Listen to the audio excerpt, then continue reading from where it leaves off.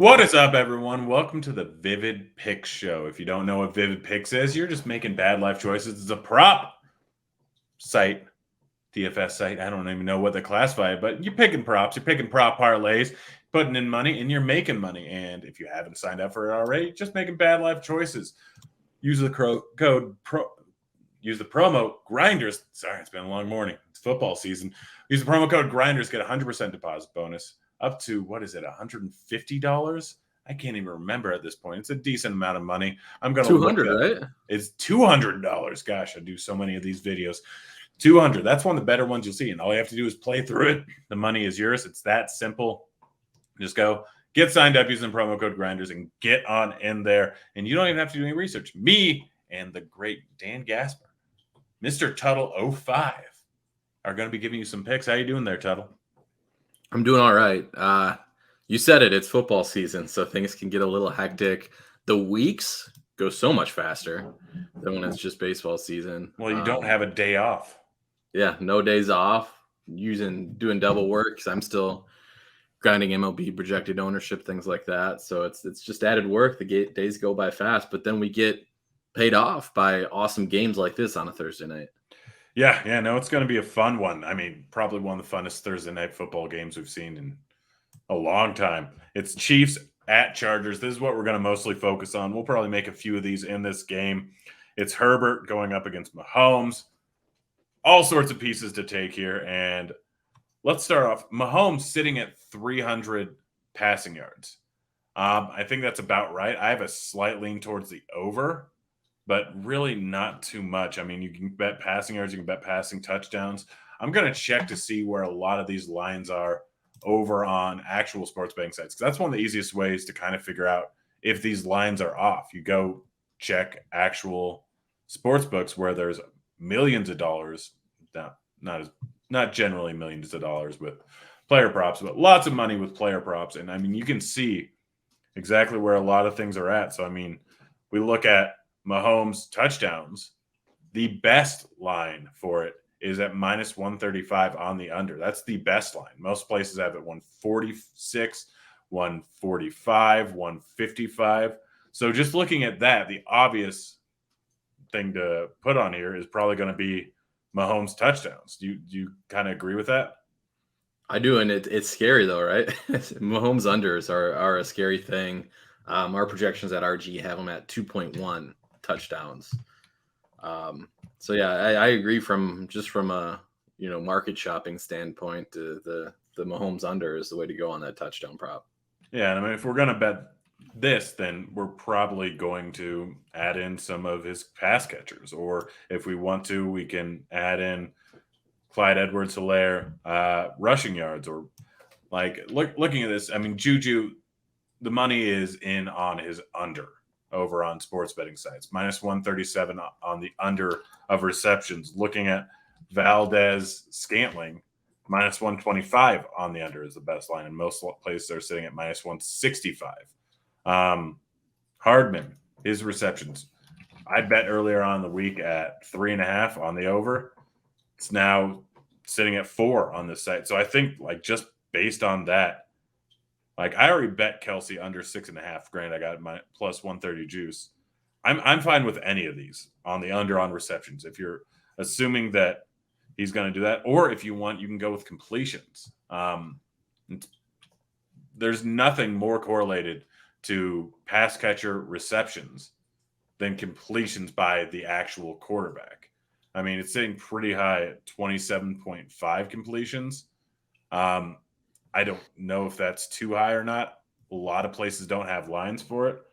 But if you're going to make a parlay, it makes a little bit of sense to do completions and then to correlate that with receptions. Yeah, I'm trying to dig through our projections here and see if any of the reception props stand out to me. None of them do per se. We have them pretty much in line. And the receiving yards I'm trying to find here. Off the top of my head, MVS is the guy I want to be under. We're actually over on his receiving yards for RG projections, slightly under Juju, and we're slightly over on Mecole Hardman. But again, I think if we're correlating this with, well, I mean, Hardman, we have, I think, what's it set at 3.3? For receptions, yeah, we got him at like 3.3. Yeah, so let's go with Hardman under because we're getting 4 there, where most sites it's even money on Okay. the 3.5. So you get the 4 there. I mean, granted, it could end up pushing, which it's fine, no problem there. So we go the under on him, and then if we're going the under on him, probably decent to go with the under on. I would say like the 2 most likely correlations are going to be Juju and Kelsey because they're more possession guys. So if we wanted to do a separate one, we'd probably take the under on Juju, over on Kelsey, or vice versa. As it gets shut down, it's going to increase the target share for almost everyone else. But for this one, we're just going to assume that Kelsey and Juju are pretty heavily involved. We're going to go with the under on Valdez-Scantling and Hardman. What do you think about that going along with the under on passing touchdowns for Mahomes? Yeah, I'm on board there. Do we want to add a Chargers leg to this? I think we have to. Yeah. And so what's the most likely correlation that the Chargers are ahead here? So then we're getting Eckler yards, maybe. Yeah, probably Eckler over on rushing yards. We look at that one, boom, under reception, under passing touchdowns, over, under. I mean, because also 3 days rest, Thursday night football games can be an absolute dumpster fire on one end or the other. So it can be very low scoring or very high scoring. Eckler without Keenan Allen in there, probably going to get a few more touches just because Herbert's not going to throw as much. So I like that. Let's go ahead and create.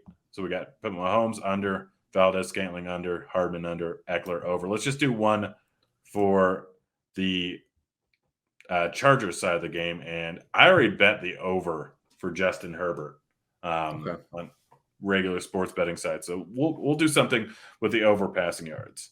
I mean, we obviously know that Keenan Allen is currently out.